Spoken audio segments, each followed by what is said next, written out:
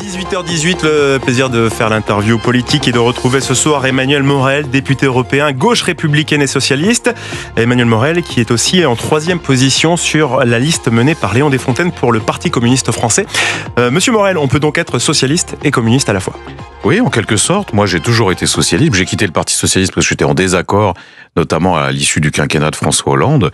Mais je suis pas communiste et pourtant je suis allié avec des communistes. C'est tout l'intérêt de cette liste qui rassemble différentes organisations et qui a pour nom Gauche Unie pour le monde du travail. Donc on a des parcours différents, mais on se retrouve sur un certain nombre d'idées communes. Alors les sondages vous créditent de 2% pour les prochaines européennes dans 15 jours. En France, les sièges sont répartis, on le sait, avec les listes qui ont obtenu au moins 5% des suffrages. Pour le moment, le compte n'y est pas. Est-ce que vous faites confiance aux sondages? Et si oui, est-ce que le score du PCF peut encore évoluer à la hausse? Je le crois. D'abord, de la même façon qu'une hirondelle n'annonce pas le printemps, les sondages n'annoncent pas une élection. Dans le passé, je pourrais vous citer plein de listes qui étaient créditées de 2 et qui sont passées à 5, ou celles qui étaient créditées de 15 et qui sont passées à 10. Vous voyez le grand bond là, hein? Vous voyez le grand bond pour vous? Je l'espère. En tout cas, on fait tout pour.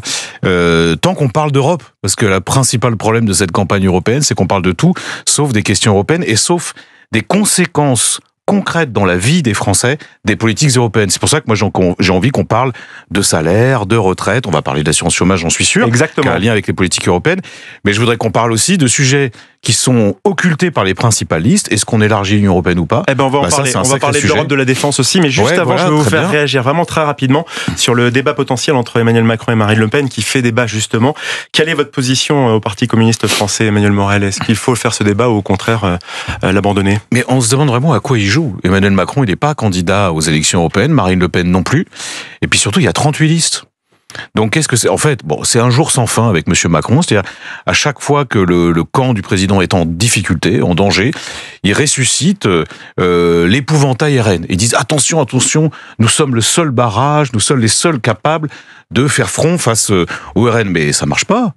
Ça a marché en 2017, ça a marché un peu moins en 2022, mais ça marche plus parce que les gens, d'abord, ils savent qu'il y a le choix, ils savent que c'est une élection européenne, et puis surtout, Monsieur Macron, ça fait 7 ans qu'il est au pouvoir, il est temps qu'il soit comptable de tout ce qu'il a fait depuis 7 ans.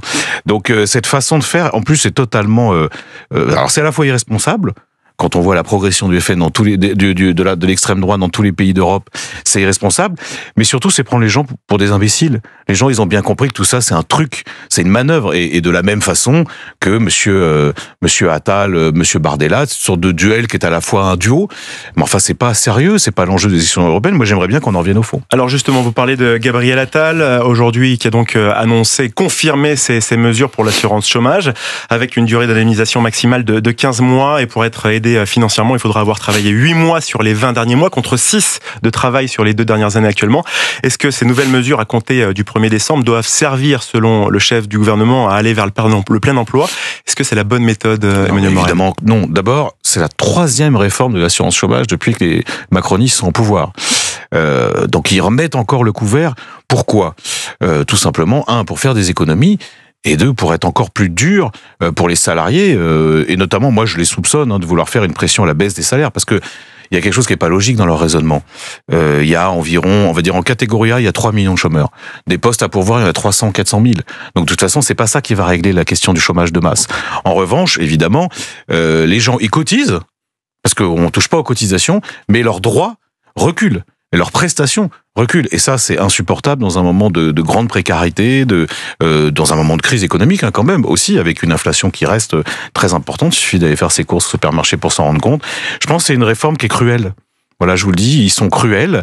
Ils s'inspirent d'autres modèles. On voit très bien de quoi ils s'inspirent, de ce que faisait naguère la droite thatchérienne ou ce qu'a fait à un moment la droite allemande. Mais c'est à la fois inefficace parce que je pense pas que ça contribuera à réduire le chômage. En revanche, c'est dur pour les gens qui ne sont pas au chômage par plaisir, de grâce. Il faut arrêter avec cet argument à la con qui consiste à dire les gens qui sont au chômage, c'est parce qu'ils le veulent bien. C'est pas vrai. Alors c'est quoi la solution pour rompre avec le chômage, Emmanuel Morel? La solution, c'est investir. La France a des atouts formidables, on a des savoir-faire, des territoires qui sont pleins de talents, mais il faut investir à la fois dans la recherche fondamentale, il faut investir dans les services publics, il faut investir dans les nouvelles technologies, il faut investir dans l'écologie, toutes choses que le gouvernement fait pas. Pourquoi ? Parce qu'en même temps, vous avez l'austérité budgétaire, et là je fais le lien avec les politiques européennes, qui oblige, qui incite les gouvernants successifs à faire des économies dans les dépenses publiques. Ça, c'est une folie. Regardez ce qui se passe aux États-Unis. Les États-Unis, c'est un pays libéral. Et pourtant, qu'est-ce qu'ils font? Ils investissent massivement dans la transition écologique. Le plan Biden, c'est 350 milliards de dollars pour les industries américaines. Regardez ce que font les autres pays. Et nous, on est finalement la France, alors qu'on a un nombre d'atouts incroyables, une main-d'œuvre qui est formée. En plus, on ne se projette pas vers l'avenir. Moi, je trouve ça vraiment très regrettable. Et en tout cas, l'assurance chômage, là, c'est à la fois cruel, et en plus, vous verrez, ça ne sera pas couronné de résultats. Emmanuel Morel, vous vouliez parler de l'Europe, on y arrive. L'Europe de la défense particulièrement. On a Emmanuel Macron qui est donc pour 3 jours en Allemagne, visite d'État, la première pour un président français depuis les années 2000 avec Jacques Chirac. Parlons de défense justement. Est-ce que l'Union européenne a les moyens de se défendre actuellement ? Ça dépend de quoi on parle. On parle de la menace peut-être qui plane avec la guerre actuellement entre la Russie et l'Ukraine. Si vous voulez me faire parler d'armée européenne, moi j'y suis totalement défavorable. D'ailleurs, je comprends pas bien le concept, parce que ça veut dire quoi? Ça veut dire un général polonais qui va commander l'armée française, le tout sous influence de Washington. D'ailleurs, le vrai problème, si on veut vraiment parler de défense européenne, la première chose qu'il faut poser comme question, c'est est-ce que tous les Européens veulent vraiment une défense européenne stricto sensu. Je rappelle que 75% des armes aujourd'hui achetées par les Européens, elles sont achetées à qui? Aux États-Unis. Donc il n'y a même pas de solidarité entre les pays européens là-dessus. Et puis ensuite, moi je pense qu'il y a une vraie question sur les budgets de la défense qui ont beaucoup baissé. Sous François Mitterrand, le budget de la défense en France, c'était plus de 3% du PIB. Aujourd'hui, on est à 1,8, 1,9. On réaugmente. Donc, ça réaugmente, mais très lentement. Et puis, il y a eu un défaut d'anticipation. Ça, c'est incontestable. Face aux crises multiformes qu'il y a dans le monde. Et c'est pas que la guerre en Ukraine. Je rappelle par ailleurs que la guerre en Ukraine, nous ne sommes pas co-belligérants. On fait pas la guerre à l'Ukraine. Enfin, on fait pas la guerre à la Russie, pardon. Donc pas plus que l'Union européenne.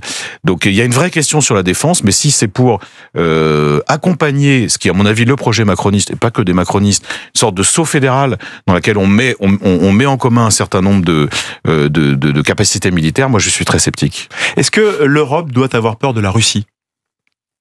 Elle doit avoir peur de tous les pays impérialistes. Il y a un impérialisme russe, il y a un impérialisme chinois. D'un point de vue économique, commercial, et pas seulement, quand on voit ce qui se passe au niveau de Taïwan, elle doit avoir peur du terrorisme, parce que c'est une réalité qui continue à exister dans le monde, et donc, par définition, elle doit anticiper, se protéger. Voilà, et c'est à mon avis un défaut de ce point de vue-là d'anticipation. Alors une dernière question à court terme, justement, pour l'anticipation, vous préconisez quoi, vous, Emmanuel Morel? Moi, je pense que l'Union européenne, à l'instar de la France, elle doit avoir confiance dans son destin et donc investir davantage. Or, ce qu'elle fait, c'est exactement le contraire. C'est-à-dire, on est dans une période de crise et en même temps de nécessité de transition, notamment la transition écologique, avec des investissements colossaux.